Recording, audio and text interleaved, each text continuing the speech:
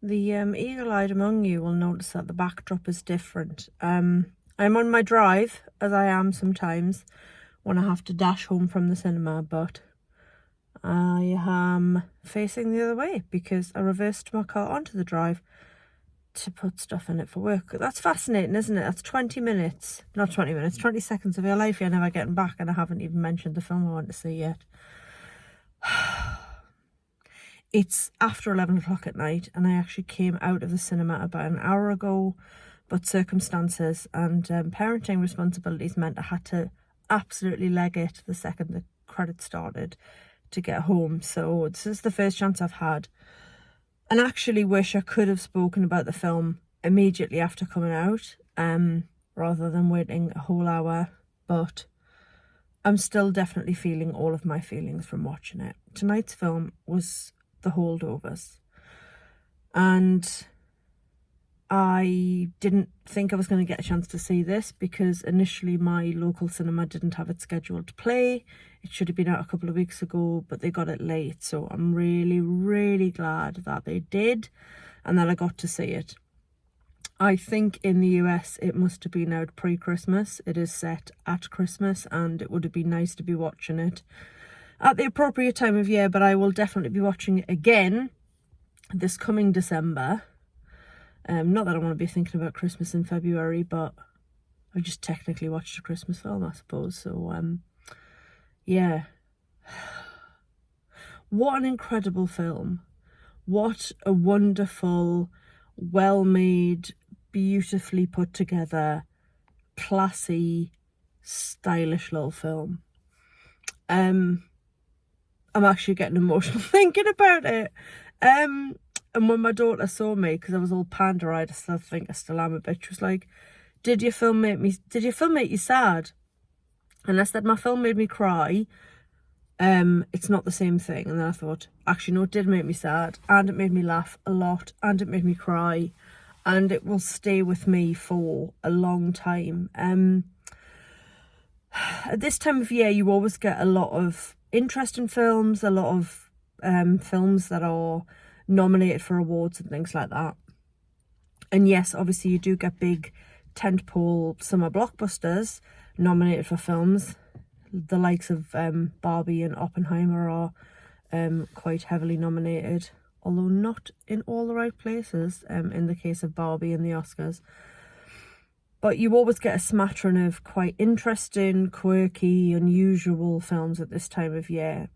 And The Holdovers is definitely one of those. It is directed by Alexander Payne.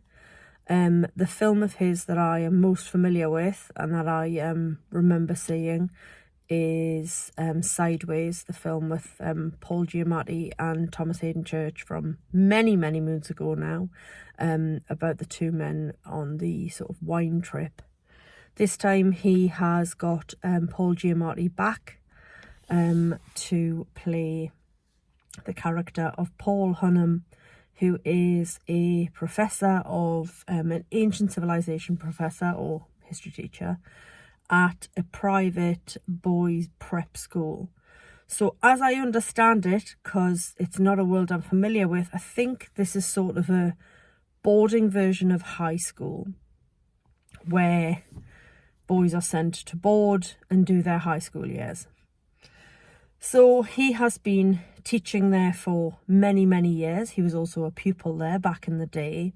And he teaches, yes, ancient civilizations. He is cantankerous. He is probably a high-functioning alcoholic. He is grumpy. He is rude. He is prickly.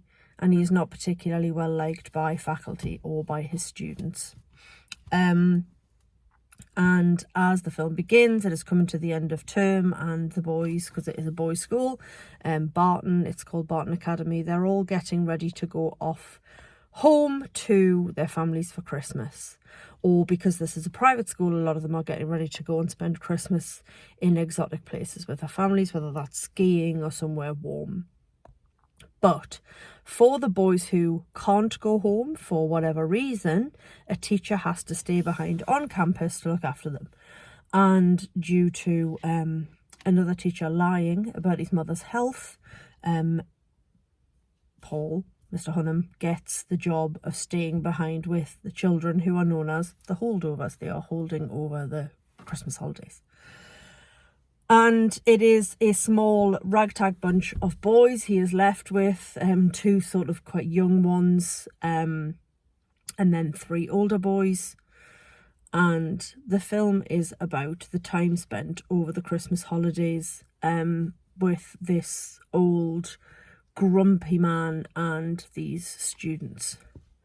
Due to a twist in circumstance, 4 of the 5 boys end up leaving quite early, actually before Christmas itself. So then it is just Paul and a student called... His first name's gone out of my head.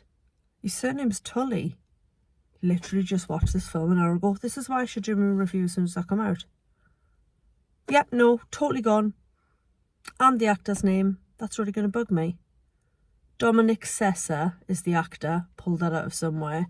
And yes, he plays the character of somebody Tully, whose name escapes me.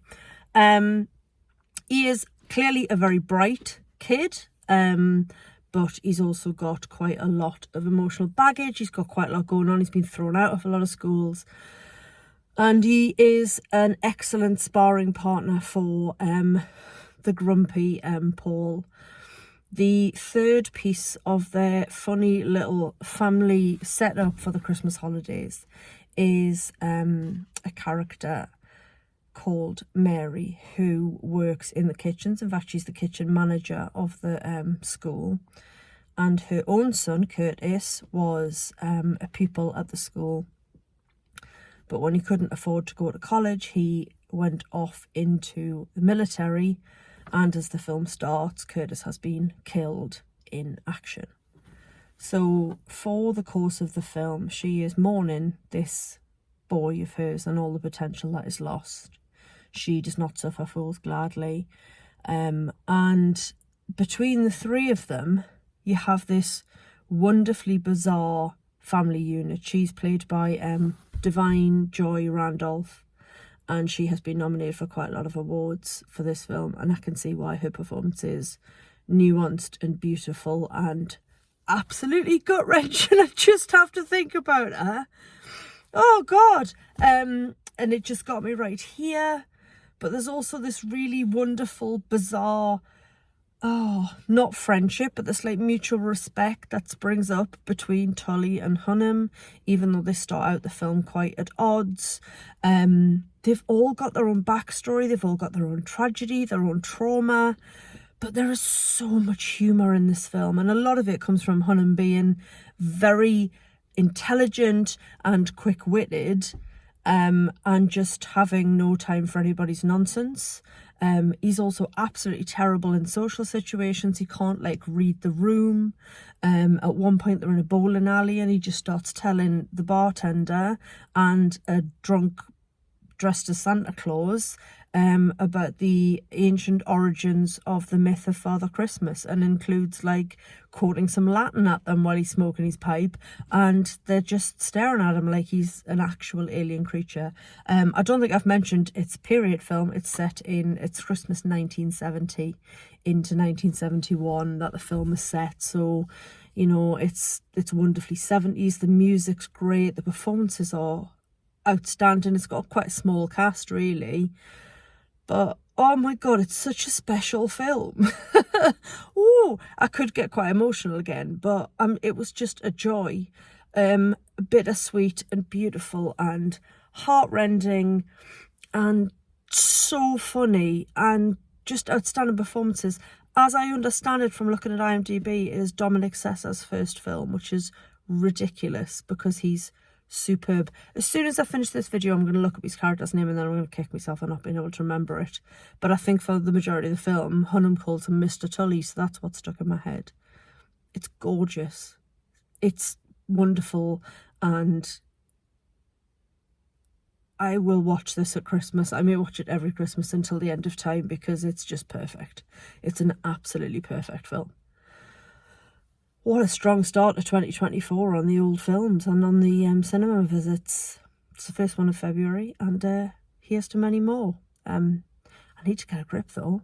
doing a lot of weeping inside of cinema screens at the minute. Anyway, that's me done. Thanks for listening. Katie out.